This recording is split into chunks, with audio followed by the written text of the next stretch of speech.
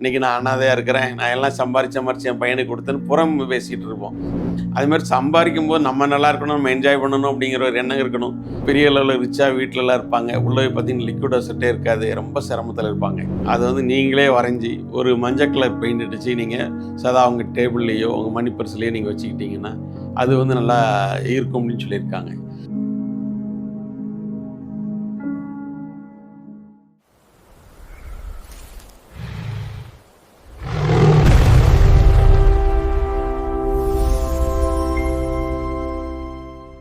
வணக்கம். கற்செவி நேயர்கள் அனைவருக்கும். இன்றைக்கும் அதே பழையது தான். பணத்தை பற்றி தான் பேசணும். ஏன்னா பணத்தை பற்றி நம்ம எப்பவும் பேசிகிட்டு இருக்க வேண்டிய அவசியம் என்னென்னா, பணம் இல்லாமல் எதுவுமே இயங்கிறதில்ல. அதனால் நம்ம பணத்தை பற்றி பேசிக்கிட்டே இருக்கணும். ஒவ்வொரு முறையும் ஒவ்வொரு தலைமுறைகளும் ரிஷி முதற்கொண்டு பணத்தை பற்றி தான் பேசிகிட்டு இருக்காங்க. அந்த காலத்திலேருந்து குபேரன் குபேரன் குபேரன் குபேரலட்சுமி குபேரன் சொல்லிட்டு பணம் செல்வத்தை பற்றியே தான் பேசிகிட்டு இருக்கிறோம். செல்வம் வந்து ஒவ்வொருத்தருக்கும் ரொம்ப முக்கியமானது அப்படிங்கிறது தான். எந்த செல்வத்தையும் நம்ம எவ்வளோ சம்பாரித்தாலும் நம்ம எதையும் நம்ம இறுதியில் எடுத்துகிட்டு போக முடியாது அப்படிங்கிற சூழ்நிலை எல்லாருக்கும் தெரியும். ஆனால் நம்ம மனது வந்து ஈர்ப்பு வந்து பணத்தை நோக்கி தான் போகும், செல்வத்தை நோக்கியே போயிட்டுருக்குது. அதுக்கு தான் அந்த செல்வத்தை பற்றியே நிறைய கட்டுரைகள் எழுதுகிறாங்க, நிறைய பேராசிரியர்கள் இருக்காங்க, நிறைய மனதனால் பணத்தை எப்படி கவர்றதுன்னு சொல்கிறதுக்கெலாம் பல பேர் இருக்கிறாங்க. ஆனாலும் இந்த பணம்ங்கிறது மட்டும் ஏன் எப்போவுமே ஒரு சவாலாகவே இருந்துக்கிட்டு இருக்குது அப்படின்னு நினைக்கும்போது, நம்மளோட ஆசைகளும் நம்ம வந்து அளவுக்கு அதிகமான கற்பனையில் ஒரு சில தொழில்கள் செய்யும்போது அது நம்மளை ஒரு காலவாரி விடுறது தான் காரணம். அப்போது நம்ம ஒரு இயற்கையாகவே ஒரு பணத்தை வந்து எப்படி கையாளணும் அப்படிங்கிறது நம்ம ரொம்ப முக்கியம். பணத்தை இருக்கிறதுக்கு வந்து இப்போல்லாம் பார்த்தீங்கன்னா குறியீடுகள் ஒரு மெத்தடஸை சொல்லிகிட்டு இருக்காங்க. இப்போ ஒரு சில குறியீடுகளை பாருங்கள், அந்த குறியீடுகளை பார்க்கும்போது பணம் வர்றதுக்கு உங்களுக்கு வாய்ப்புகள் நிறைய இருக்குது அப்படிங்கிறாங்க. அவங்க குறியீடுகளை பார்க்க சொல்கிறலாம் நியாயமான விஷயம், பார்க்கலாம், பணத்தை தெரிவிக்கலாம். ஆனால் அநியாயமாக ஒரு விஷயம் சொல்லுவாங்க, 4:30 மணிக்கு எந்திரிச்சு நீங்கள் பார்க்கணும்பாங்க. அந்த 4:30 மணிக்கு எந்திரிச்சு பார்க்குறதுல நம்ம எல்லாம் 90% தோல்வி அடைஞ்சிருவோம்.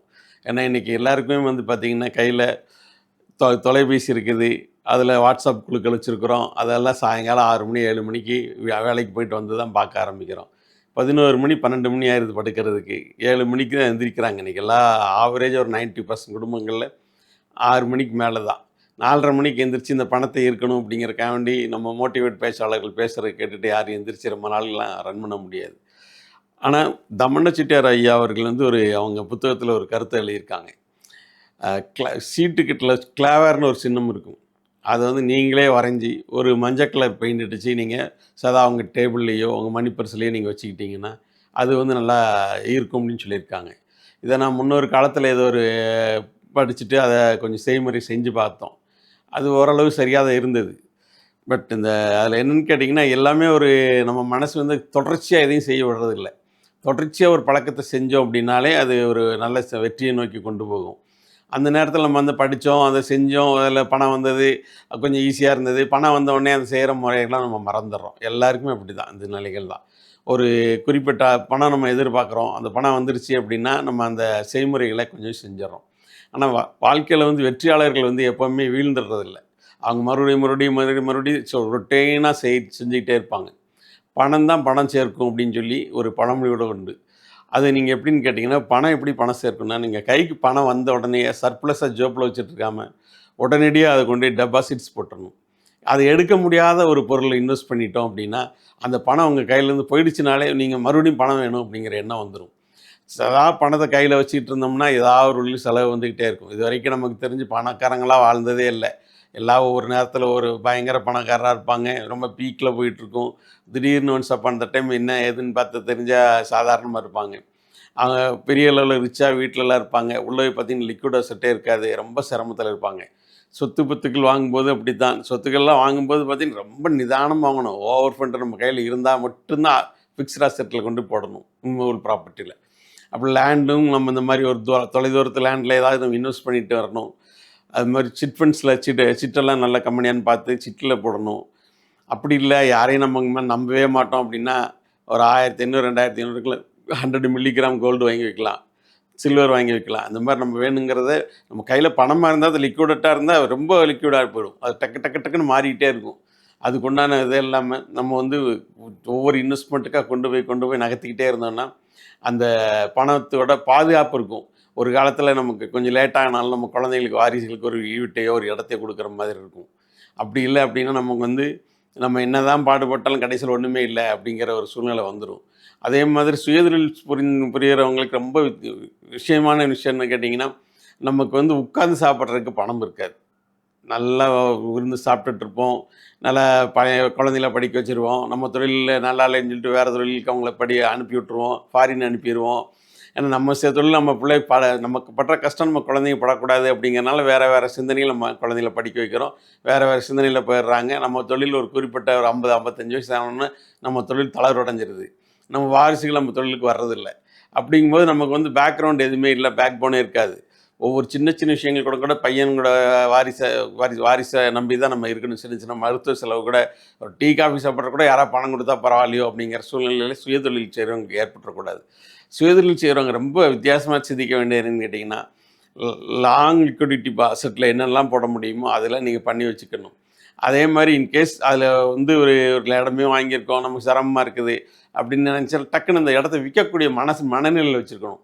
நிறைய பேர் இடத்த வாங்கிட்டு விற்கிறதுக்கு யோசிச்சுட்டே கஷ்டப்பட்டுட்டே இருப்பாங்க. அது கஷ்டப்படுறதுக்கு ஒன்றுமே கிடையாது. நம்ம வாங்கின சொத்து நம்ம விற்று நம்ம செலவழிக்கிறோம், நம்ம ஹெல்த்து பார்க்குறோம், வெல்த்து பார்க்குறோம். அது நம்ம வாரிசுக்கு தான் கொடுக்கணும், நம்ம குழந்தைகளுக்கு தான் கொடுக்கணும் அப்படிங்கிற கட்டாயம் எந்தவித கட்டாயமும் கிடையாது. யாரும் எதிர்பார்க்கறது இல்லை. அதுமாதிரி சம்பாதிக்கும்போது நம்ம நல்லா இருக்கணும், நம்ம என்ஜாய் பண்ணணும் அப்படிங்கிற ஒரு எண்ணம் இருக்கணும். நம்ம வாரிசுக்கெல்லாம் சேர்த்து வைக்கணும்னு நினச்சிட்டு போகிறதும் நம்ம வாழ்க்கை வந்து ஒரு பெரிய பகுதியை நம்ம அனுபவிக்காமலே போயிடுறோம். அது ஒரு துரதிர்ஷ்டமான விஷயம். அது வந்து சுயதொழில் செய்கிறவங்க ரொம்ப இதில் மாட்டிக்கிறாங்க. அவங்க வந்து தொழிலை விட்டுட்டு 2 நாள் கூட லீவ் போட முடியாது. லீவ் போட்டால் வியாபாரம் பாதிக்குங்கிற மனநிலை இருக்கும். அப்போ அவங்க என்ன பண்ணுவாங்க, லீவே போடாமல் 16 மணி நேரம் வேலை பார்க்குறாங்க. சுயதொழில் பண்ணுறது இருக்கறதுலே மிக மிக கஷ்டமான காரியம். ஏன்னா அவன் தனக்கு வேலைன்னு ஒதுக்கினும் 16 மணி நேரம் குடும்பத்தை விட்டு பிரிஞ்சு தான் தொழில் பண்ணுறோம். அந்த தொழில் பண்ணும்போது ஒரு 50 வயசு 60 வயசில் நம்மளே ரிட்டையர்மெண்ட் பண்ணி நம்மளே ரெடி பண்ணி வச்சுக்கணும். ஒரு குறிப்பிட்ட ஒரு 50,00,000 நமக்கு சேவிங்ஸ்ன்னு சொல்லி தனிப்பட்ட முறையில் வச்சுக்கிட்டோம்னா தான் நம்ம தொழிலை விட்டுட்டு அதுக்கப்புறம் வரக்கூடிய 20 வருஷம் கடினமான ஆண்டுகளாக இருக்கும். 60 வயசுலேருந்து 80 வயசு வரைக்கும் வாழணும்னு நினைப்போம். 80 வயசு வரைக்கும் வரக்கூடிய நேரம் ரொம்ப ஸ்ட்ரகிளாக இருக்கும். நம்ம பேர பிள்ளைங்க வந்து எதாவது கேட்பாங்க, பைக் வாங்கி கொடுங்க தாத்தாம்பாங்க. அந்த மாதிரி நேரங்கள் நம்ம கையில் இல்லாட்டி ரொம்ப நம்ம அவமதிக்கப்படுவோம் வீட்டில். மருமகள்கிட்ட இருந்தாலும் சரி, வேறு சம்மந்தி யாராக இருந்தாலும் சரி, அவங்ககிட்ட வந்து நம்ம போய் பணத்துக்காக நிற்கும்போது ரொம்ப வருத்தமாக இருக்கும்.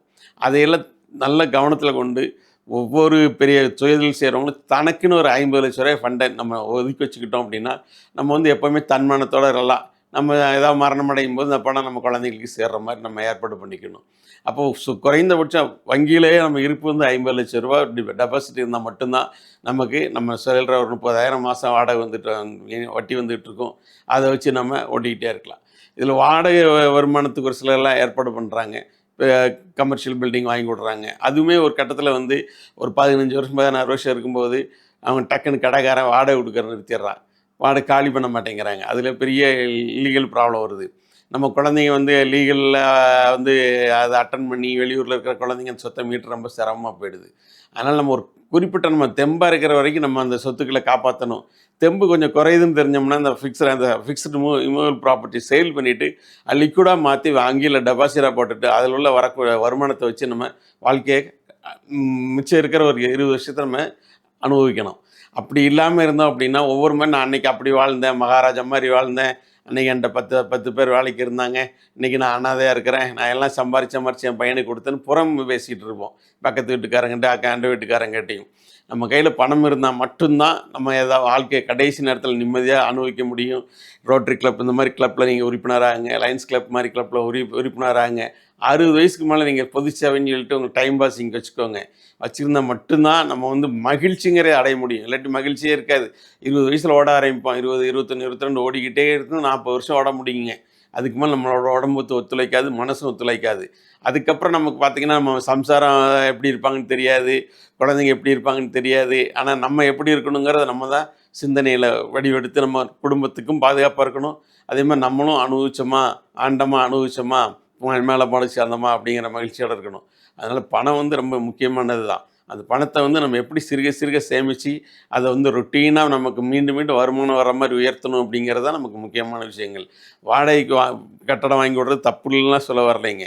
பட் அதில் இருக்க சிரமங்கள் என்னென்னா, ஒரு குறிப்பிட்ட வயசு ஆகிடுச்சுன்னா அவங்களுக்கு காலி பண்ணுற கஷ்டமாக இருக்கும். இல்லை ஒரு சில நேரங்களில் வாடகை நம்ம ஏற்றுவோம், அவங்க வாடகை காலி பண்ணி போயிடுவாங்க.